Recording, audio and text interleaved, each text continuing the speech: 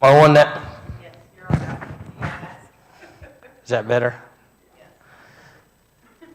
Sorry about that.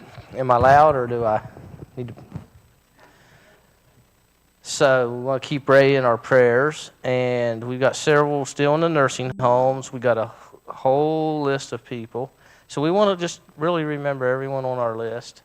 And if we can, you want to pick it up and look at it every day. And we just need to continue to pray for all those that are on our list. Continue to pray for Mike and Jessica.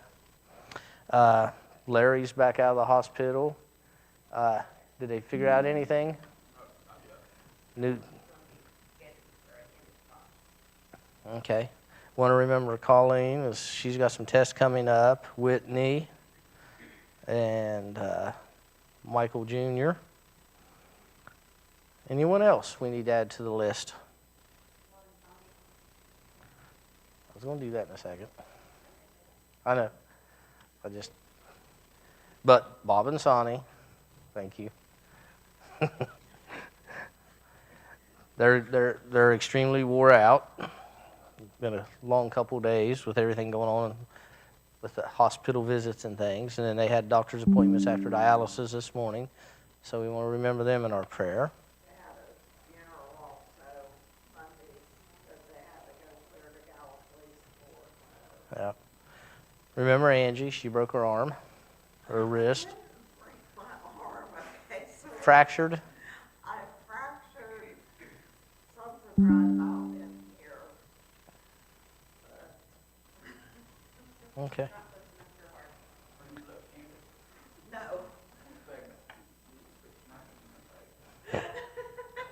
No. Anybody else we need to add to the list? Remember Ron Wilson, he's been having some tests and has to have some physical therapy with his back, so I want to remember him. A couple of the people from camp, James, his last name was Forties, Hilliard. He had a seizure sometime last week, and I guess it was a pretty bad one, but I talked to his sister yesterday, and she said that he is home, doing good. And then our junior camp director, Audra Wilkinson, I think is how you spell her last name, her little baby boy is in the hospital, and he's not good. He's not. Sam, do you know how old he is? I know he's just a few months. Yeah, I think he's under 6 months, somewhere near that point. Okay. Rose. He had a wreck in St. Mary's the other day, my son was to work, and I don't know the details yet. He's working, I haven't checked, but he broke his back and his rib.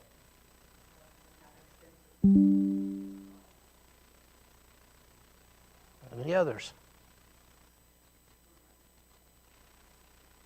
If not, I'll ask Melissa if she'll have our opening prayer. Dear Father, we're just so thankful to get to come together tonight, Lord, to worship you and learn more about you. And we never want to take that time for granted, Lord, that we get to spend together with you.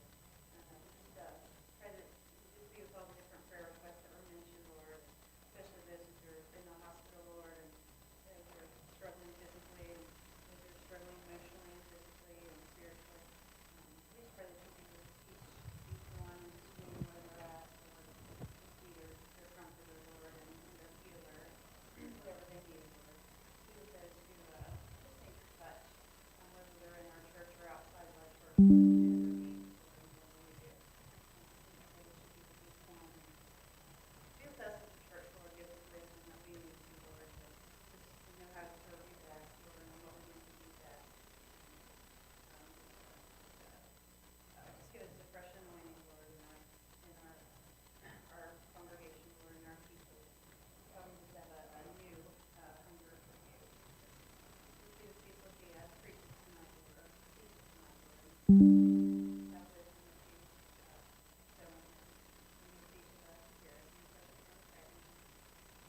So as I thought about this week, I started thinking about this last week, and I had this planned last week and everything until I had an eye infection.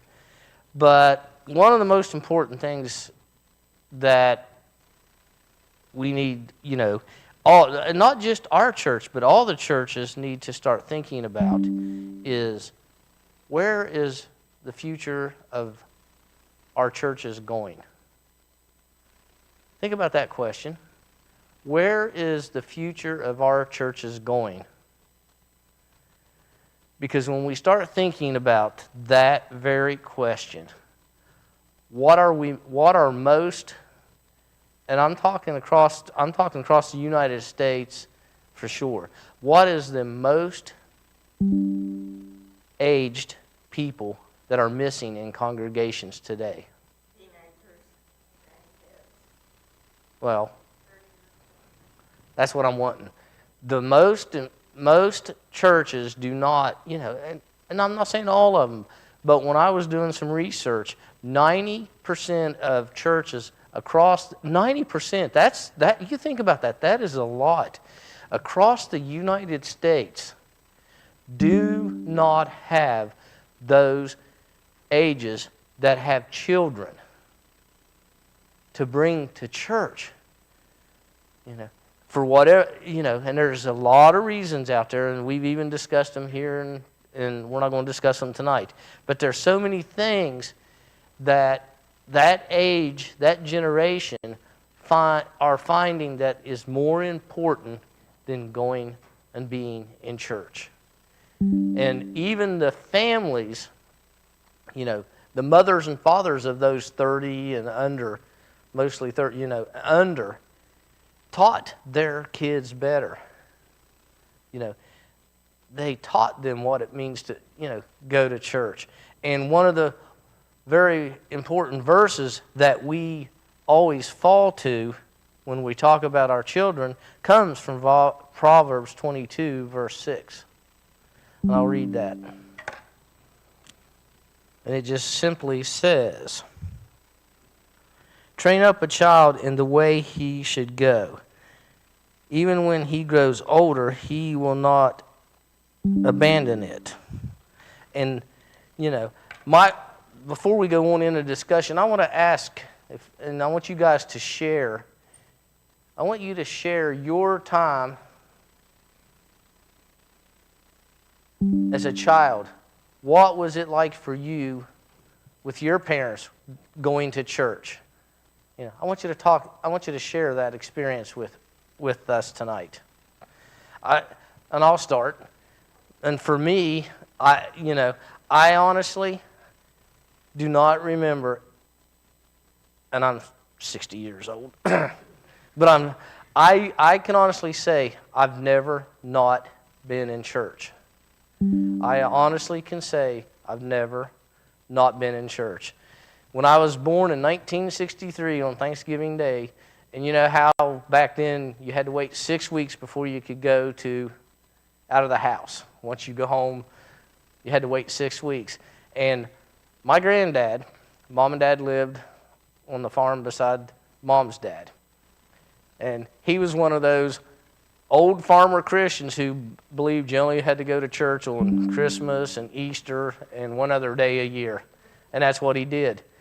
But the church it had snowed, and there was like 12, 13 inches of snow. And back then, you didn't cancel church with snow. You went to church. So my granddad, and it was about a quarter of a mile to walk to the church, he made a path all the way to the church and walked and shoveled all the way back. And it was 6 weeks later, so that Mom and Dad would have me in church. But he didn't go that Sunday morning, Mom said, as the story goes. But I can remember, I grew up, and I was excited, and even I can remember, we were a small church, and our youth leaders had resigned, and so we were not going to have a youth group anymore, and Mom and Dad took over the youth group just so we could have our youth group. So I remember, all the way up to going off to college, I was in church. I went to college, and they had at Glenville, and they had what they called Wesley Foundation, which was a non-denominational gathering for all the Christian people. But then, on Sunday mornings, we all went to different churches. So I even went to church when I was in college every time the doors were open, But for me, I don't ever remember a time not being in church. If the doors were open, we were there. In the old days, we had a fourth Saturday night sing. And sometimes that sing on Saturday night would go till 2 to 3 in the morning. But we went to church on Sunday morning. It didn't matter. You went home, slept for a couple hours, whatever. But we used to do that. All the different area churches would gather at different churches on a fourth Sunday night sing.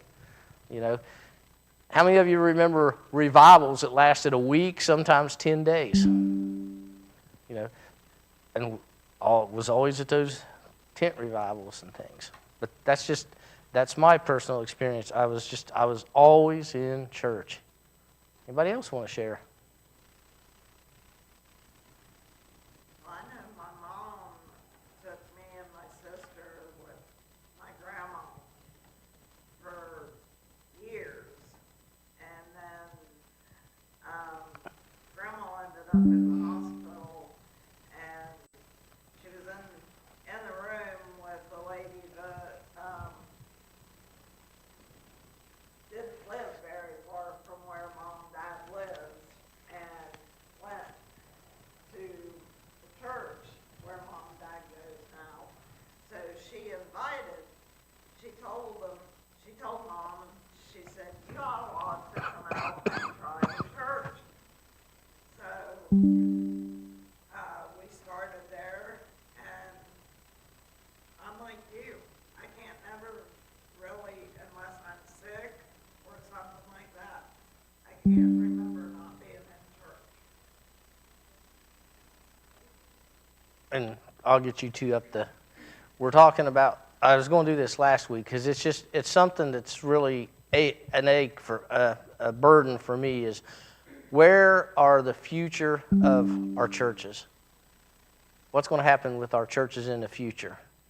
And as I was doing the research for this, 90% of your churches across the United States do not have that age group, 30, and it was 30-something, but you'd said 30, but 30-something under that have kids and are bringing kids to church because they're finding too many other things important. And when we think about the future of the church, what is the future of the church? The children.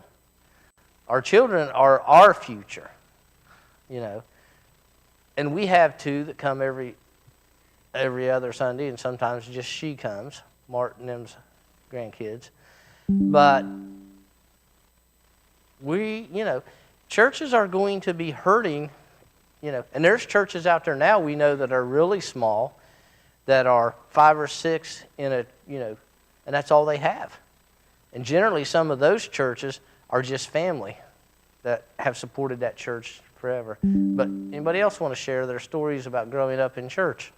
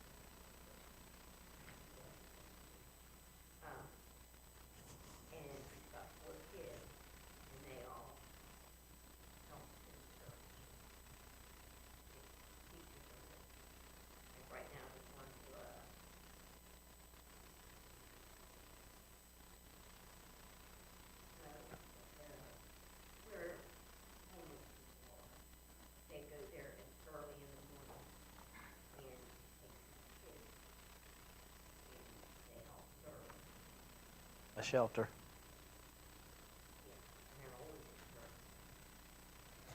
That's good. I think it's really important, to train up a child the way it should go. It doesn't mean that they're going to go to church, as we've seen over the years. But, like my children, it took Carissa a long time to start going back to church the way she should. And she still doesn't go all the time, but, she does get it there on Sunday morning. She has a lot more, probably too much. But Jacob was, gone for a long time, not going to church and partying and just caring. But then, God really worked with him the last few years. And, he was over in Africa Basket. I would have never seen that one coming. Never seen that one coming. So, it is really important. And I think you have to show them how they can plug in. Not just drag them to Well, church. you're getting ahead of yourself. I think you have to plug them in. I know. You're just getting ahead of the... Go back to your experience. Your experience growing up, you and Vanessa. Okay. Good. So anyway, but the tent revivals, Dad always, took us. I love going with Dad everywhere. So he would take us to tent revivals, and they would be full, and I love that. Those are some of the best memories I have. Is just going to tent revivals and going to church with my dad, my buddy.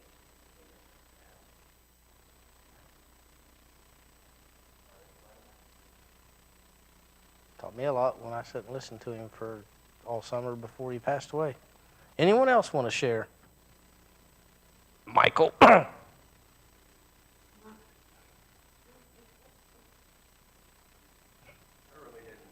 remember too much growing up. I remember going to a Wesleyan church up in South Bend. I remember going to St. Adelbert's school in 6th grade, and of course going to church there during that time frame. I remember having a Catholic church that I went to very briefly with some of my friends. Then I remember, of course, coming down here, going to a Methodist church in Belleville, being tagged along with PK and them. They dragged me to church, different churches, and then eventually settling here. So I don't remember too much. I don't think Mom and Dad went to church too much because of their schedules. But I do remember, we would end up going to church being, I think, just usually by a bus or something, a van or something would take us there. Or Mom and Dad might drop us off.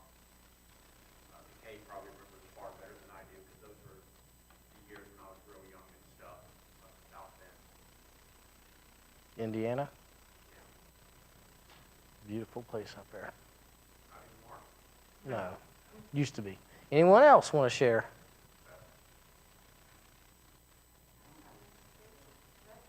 Really didn't grow up in church too much.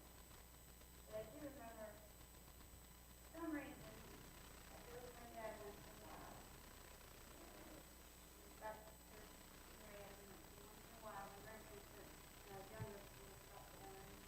And every once in a while we'd go, not too often. All of a sudden, like, Dad, I'm in church, or I don't want to go, And had this old Bible that he had, that was his when he was growing up, that was one of those that fit clothes and everything. And I'd use it, and it was so old that it was falling apart. One year, he wouldn't go to church so often. One year, he bought me a brand new one for Christmas. And when we first started doing this church, I was like, well, I want you to do it. I used it so much it started falling apart and everything. But then, we were both going to church here all the time. Haley, she started going to preschool, and she went all the way up to graduate high school, and we all three got baptized in church together and everything. I mean, now she's an adult, so she goes once in a while to church with her husband's family, and not often, she always does. And you know, I can come back anytime.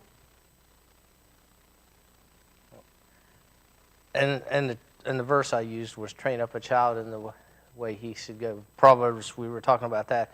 Because it is a burden for me to look at all the, the churches. And there's so many out there that, like I said, there's not that young crowd. And that's what we're going to get into, and Melissa's going to talk more in just a minute about that. Yeah, you are. You're going to help me. I wanted to slow down just for a minute so we could get to that. But you knew where I was going. Great minds think alike. But what happens with this verse a lot of times is it is misquoted. When we talk about, training up a child in the way they should go, that's where a lot of times when you hear that verse, that's where they stop. They stop right there, and and they want to, and that's what people want to focus on when they're doing this verse. And one of the things that I had been questioned about and had asked about this verse is, does that mean that when they get older, so they're going to continue to go to church and they're going to continue to make all the decisions that you were helping them make as they were growing up as children? Are they going to continue to do those things? Now you're up. Yeah, you do.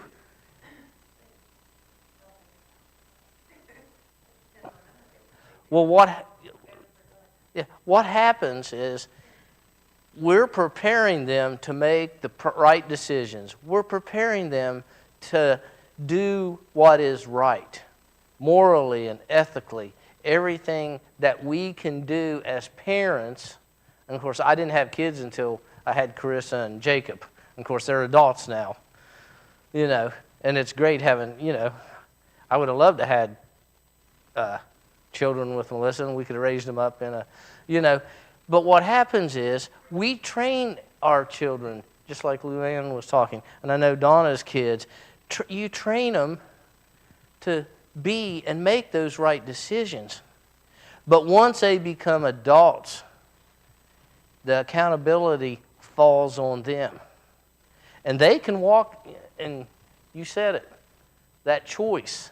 They can walk away at that point in time. But one of the great things that this verse reminds us is that they will never forget that training that they had by their parents. They will not ever forget that training.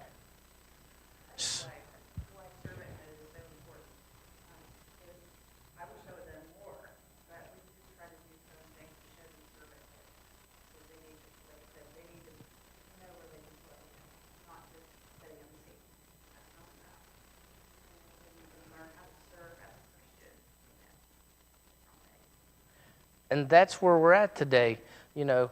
We that have been in church, and I hate using this word, but we who are older, I can use it that way and it'd be better than just saying, and we still have some young people in the church, because I think Mike and Jess would be the youngest in the church. Well, and Sammy, she's back there. I can never throw your hand up for me. So we got a 22-year-old, 23-year-old. But she can't do it all herself. If all of us, and I don't mean this and I'm not saying this to be mean, but if we would all be called to heaven, she can't do it by herself. Huh?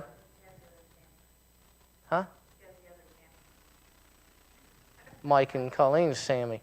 But, that's what's my burden is, what do we do? What do churches, and I want to say, because 90% do not have that age, what do we need to do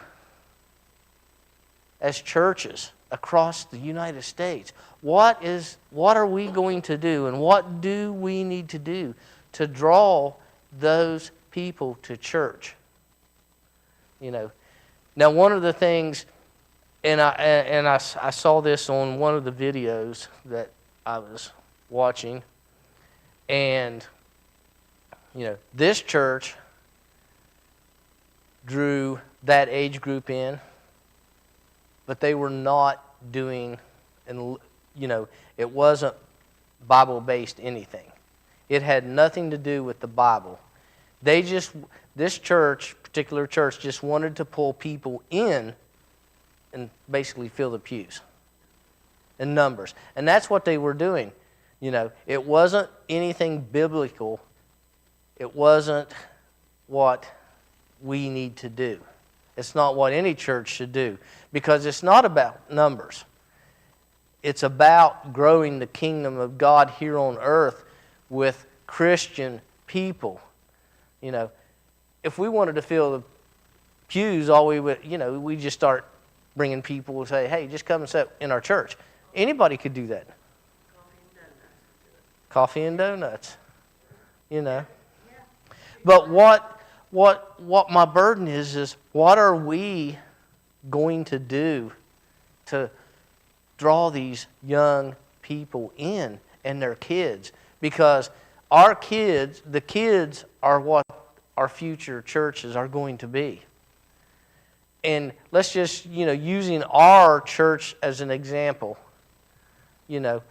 what would our church look like in 20 years if we only had Sammy and Mike and Colleen Sammy at their age? What would our church, we would be closing our doors. Huh? Well, maybe 10 years. I'd be 70. I still hope I'm kicking. But that's my burden, is we have to, as churches across the United States, we have to start thinking of what we're going to do to witness to people and to bring that young generation in to church, so that we, and not so that we grow numbers and fill the pews, but so that we grow the kingdom with Christian people. And then they bring up their children, because I know this church at one time had a lot of children, and there's so many of you that want children back. But we want them back, and we have to think about what do these, we have to start thinking, what do this generation need and want that we can give them? What are we going to do?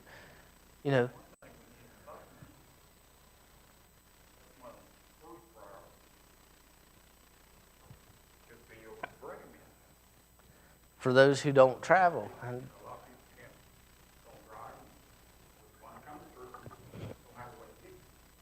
And bus ministry is a way.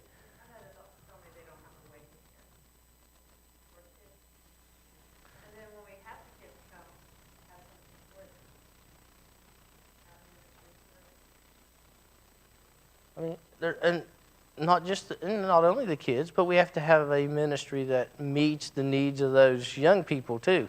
Because trust me, they are different than us. We all have things that we need. We all have things that we.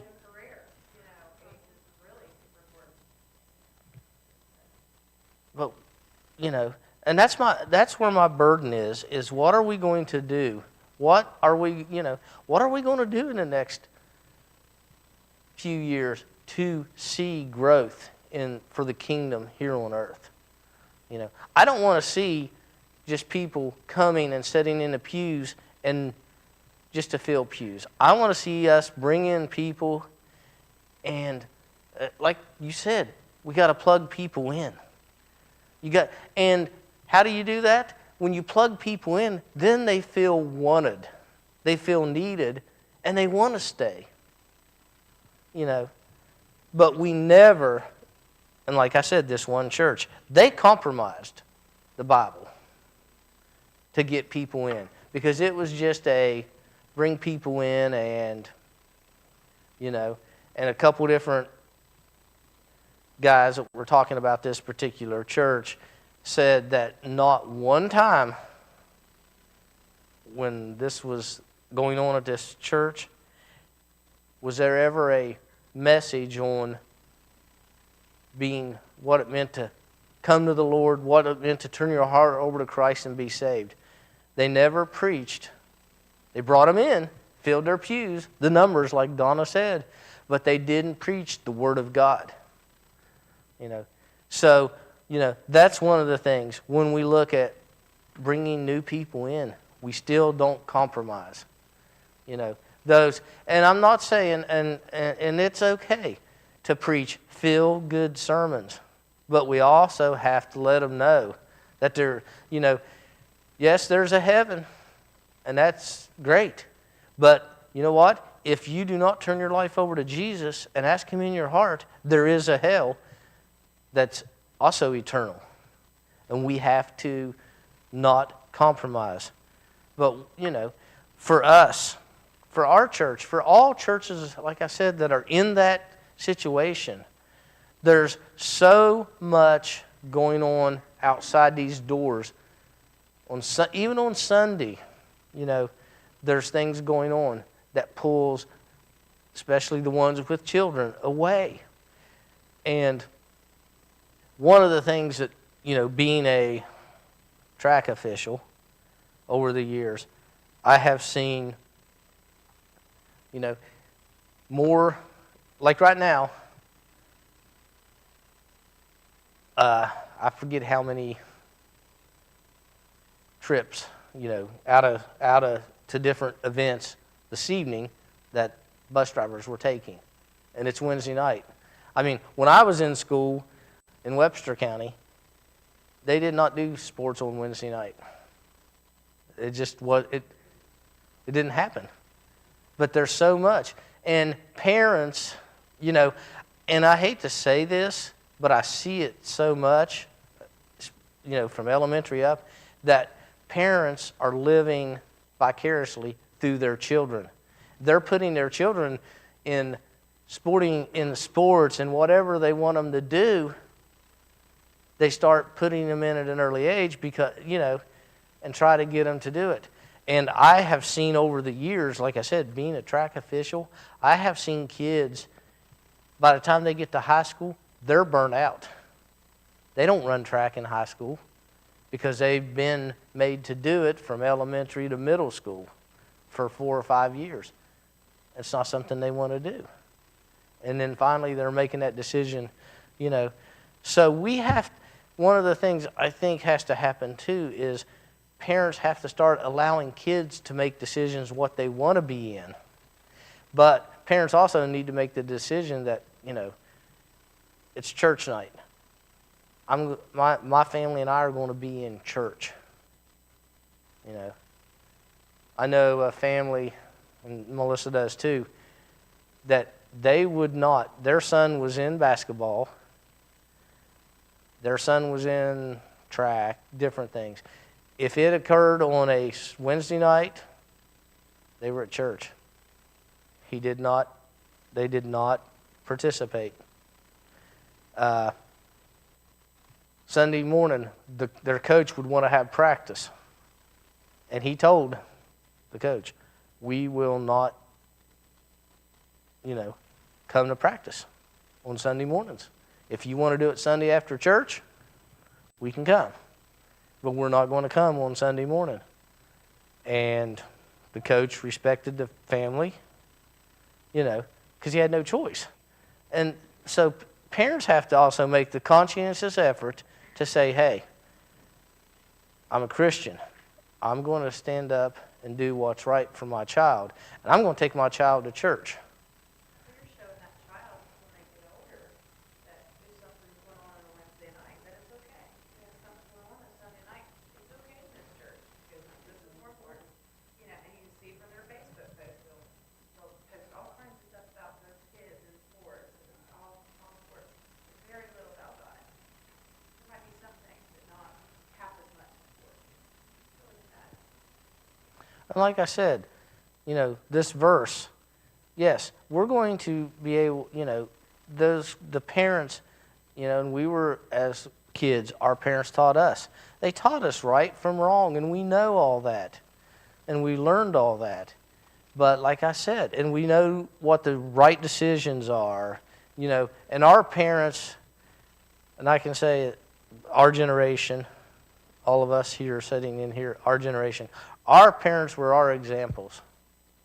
You know, they were our examples of how we needed to live our lives and what we needed to do. And that's what makes, and that's where my burden is because, and I was telling Donna, I know, thank you, Donna and Angie, I had a senior moment, but I was telling, and this is a true story. We saw a video today. This is sad. So this teacher, to her class, and I don't know what grade they were in, but they were elementary kids, and she asked her kids, she says, if you could be anything in this world that you wanted to be, besides, being a child, whatever. If there was anything you could be in this world, what would you want to be? So she brings the assignment home, sitting at the kitchen table, grading her papers and reading them and everything. And her husband comes home, and all of a sudden she starts crying. She's reading these papers that these kids had written. He said, what's wrong, honey? And she said, that's one of the papers. He said, well, I know most of your kids, because a lot of families do when they have teachers and things. Well, who wrote that? And she said, well, let me read it to you first. So, this was a long, and she read it to him and went through, this little boy said, I want to be a smartphone. I want to be a smartphone. He went and gave all the reasons. He says, my dad is always on his phone when I want to go out and play baseball with him. Mom's always on her phone when I want to do something with mom. And he gave he went through like 20 or 25 reasons why he wanted to be a smartphone. And when he got done, he said, now who wrote that? Our son. Her son was in her class, and her son had written that. And now you think about our kids today, most kids today are babysit by technology. And I hate to say that, but that's this generation is coming to. And, and all the kids, when we were looking at that this morning, the kids were just like, wow. And I'm hoping that they take note of that and maybe say something, tell their parents, But that's what I'm saying. They're not, if they were in church, things would be so much different if they turned their lives over to God. But we have to start making a difference in getting those young people interested to come to church. Van ministry, whatever it is that we can do as Christians, And I know all of us invite people all the time. We invite them,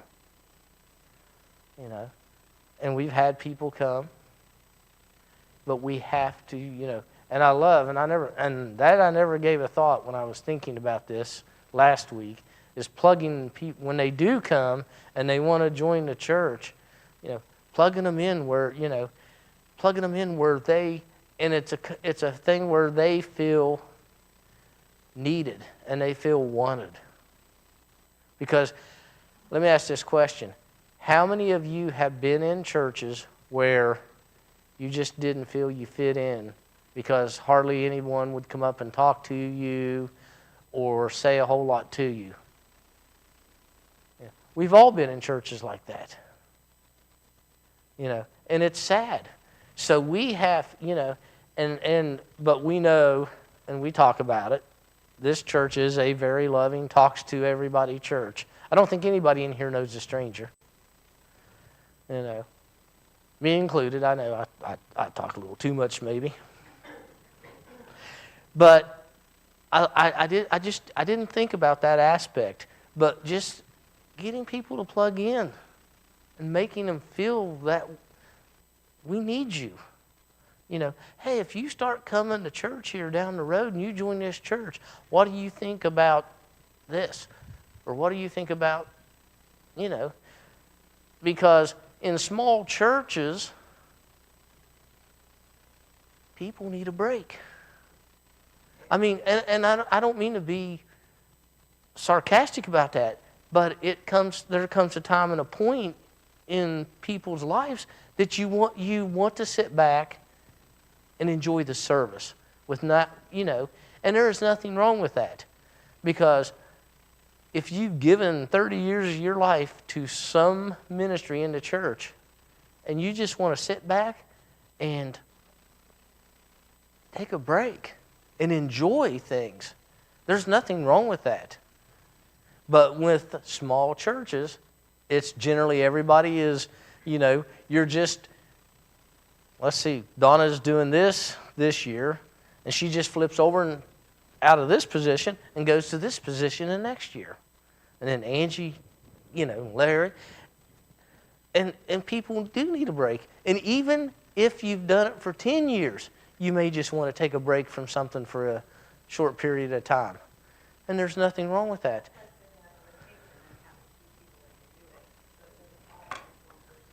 Right. And that's why we need more people.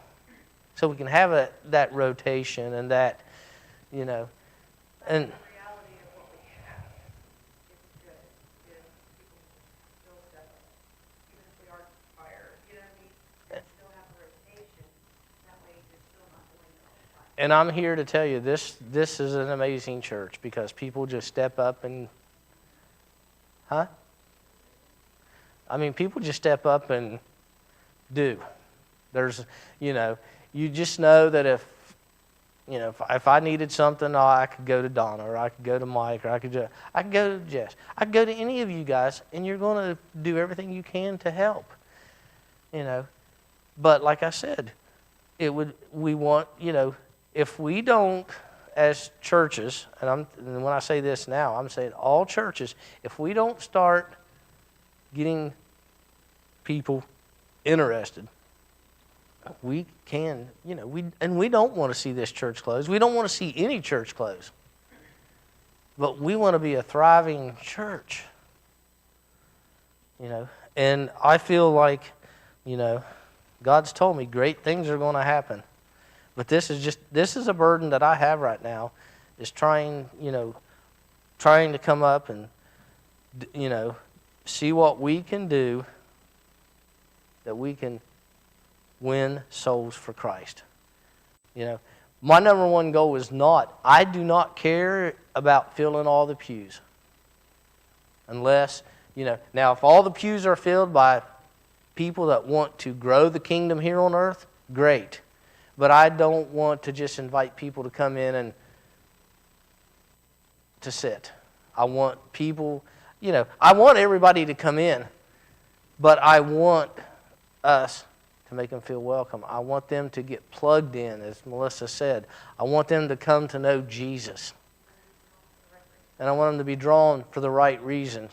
I don't want to be that church that did not do anything biblical, And they didn't really go into details, and I don't think they wanted to, what they actually did. But, none of it was biblically based. It was all just stuff that would draw people in numbers, We did caravan for how many years?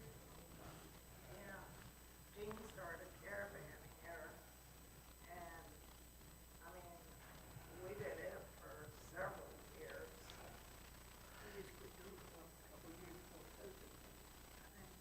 Yeah, I think that's what she told me, But, and I know, we can pick up adults. We've got adults in here now that can't come on Sunday nights because they don't, drive in the evenings. So there's people that would be here on Sunday nights there's all kinds of things we can do. But we have to be open to what they need, Because, like I said, that generation is so different than us. They're so different. And being in the school system, trust me, I see that difference in the generation of kids versus us older folks. They're calling it the generation of the nuts now, because they don't have a care or even believe in the Bible. We had two bands. We had one at one time, and then we ended up getting another one. And, and it got wrecked, didn't it? And ran into the, wall down there. Huh? It was ice. Yeah. PK was driving the kids back from, Winter Jam, and he went to come down the hill, and unfortunately, there was black ice there, and he hit the wall there at the bottom of the hill. That's why it looks like the way it does now. They're supposed to come in and fix all that because I called them, but eventually. But, you know, that's my burden is what are all churches going to do? Because we want Blennerhassett Church of the Nazarene to continue. We want all the churches of the Nazarene to continue. And whatever we can do. But we have to, and I'm still going back because I never thought of that. And I love that idea is getting people plugged in. And we, if they're here 2 or 3 Sundays in a row, they must be interested or they wouldn't be coming back. Well, that was part of Sam's reason for not wanting to come for a long while after Bob had left. She wanted to do things, and the pastor told her, he said, no, he said, you're not ready to do it. And I mean, But that's why you have people that work with people, people that have done things for so long. She would look at her now. I mean, she's sitting back in the sound room running the sound, and we appreciate all that she does back there, except because I can't see, I always forget she's back there. So I ask for your forgiveness. But that's what we want. Just because somebody may not be ready to do something, Larry can grab that person and say, hey, let me show you some things. Or Melissa or Luann or Mike or Jet, anybody. That's what we have to do. And that's how we get people plugged in. Yeah, if we just say that you're not able to do that or you're not, then they're going to get discouraged and they're going to walk out the door. So we want to encourage them. We want to make sure, as we start growing, and have the teachers ready to go on Sunday mornings, Some Sunday, let's just say, 10 teenagers walk in, be ready to go and, But I'm just saying, we want to be ready. And I have a burden to see, I want to see all people in church. So no, don't take me, I want to see old, young, I want to see them all. But for our future, we have to start getting the younger people in church. So we talk about this a lot, but we have a event coming up, and I've been thinking about this the whole time. So, we're talking about this. So what are we doing in place of that event when it happens to draw them back? And if they come back, what do we have going for them then? Then We we'll. need some outreach that is attached to that event. Well, one of the first things hopefully we get all the names of the people that usually don't come so that we can visit them. And, that it starts with that, Now, some people, one of the things that I've learned, some people don't want you to visit, but they'll take a phone call. But you don't leave a gift at the door, like So, popcorn, or pop it in when you come back, with some brochure or something. but that's things on your all's committee to talk about. So, yes. But that's just it. And I mean, for all of us that are in church that started at a little bit age, little bit later in life, because like Mike was talking and Jess was talking, they would have ideas of what drew them in, more so than what I would have because I've been in church my entire life. So.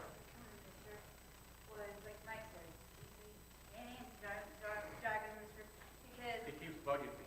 Because their kids are coming here and when you and I got together, he was already 2.5. By the time she's 3, 4 years old, they were like, hey, come to church with us, come to church with us. DK was driving the church van at the time, he picked up Haley from the church.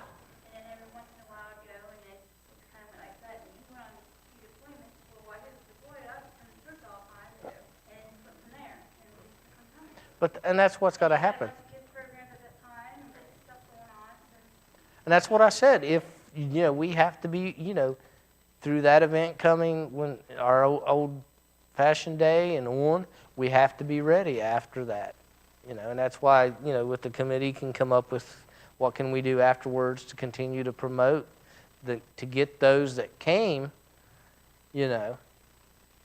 But we want, but like I said, we will never compromise on what the Bible says. We will always preach the Word of God. We are a holiness church, and we will continue to preach holiness. We're not, like I said, we won't do what, no church should ever do what that other church did, because like, Donna said, they just filled the seats with numbers. They weren't concerned about getting those people saved. And that's, if it's only one person at a time, we're doing our job. Because it's not about numbers. If we see one person saved, and one person saved, and one person saved, that's what it's about. That's how we're going to grow the kingdom here on earth. It may be one at a time, it may be two at a time. We never know. But we have to continue.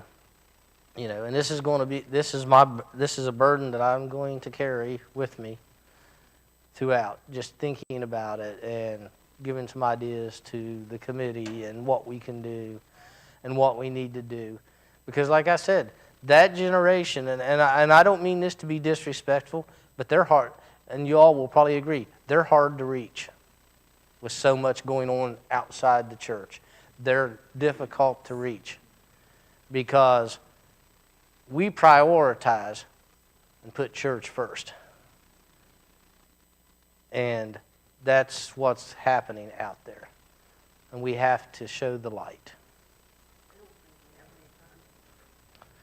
And we do.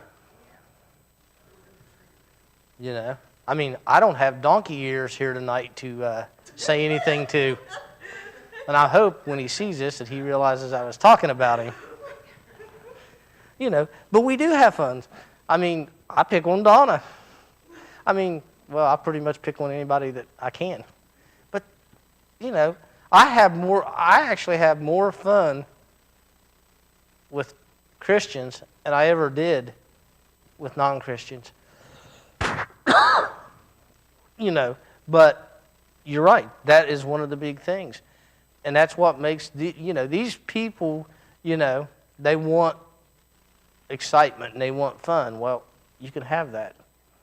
And, as we get new people in and younger people, we can have different functions and different things going on. I know you guys want to do stuff with the teenagers on a Saturday afternoon or go bowling like we did once or twice with some of the ones that were coming at one time.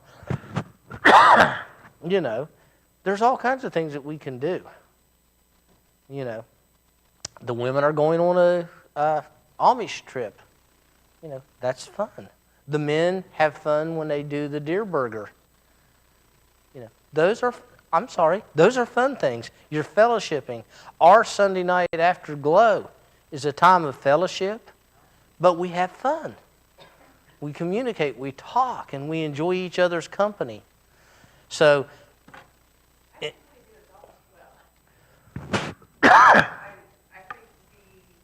have to have a vision for that we don't have.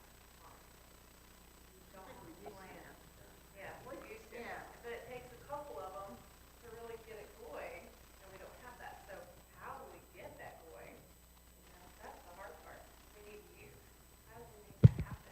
that's what we're going to talk about. And that's why, like I said, it's just we need the children and we need the youth so that churches have a future across the United States. And what is, scary is there's a lot of pastors out there that, I cannot remember, but the burnout, there are more pastors burning out and stepping away from the ministry than there are pastors going to school and becoming ministers. There's more stepping away and burning out. So that's even a issue right now, And but we as a church, we all need to be burdened. We need to be burdened that we can start seeing new people, young people, old people, children, youth, across the board. And when we do that, we're going to grow the kingdom here on earth. And like I said, if it's one at a time, that's fine. We don't have to just bring people in to fill the seats, as Donna said. It's not a numbers thing. It's a souls thing. It's winning souls. And what did you say earlier? They're coming for the right reason, the right motivation. They're drawn for the right reason. Any other comments before we close? Mr. Mike, would you have our closing prayer?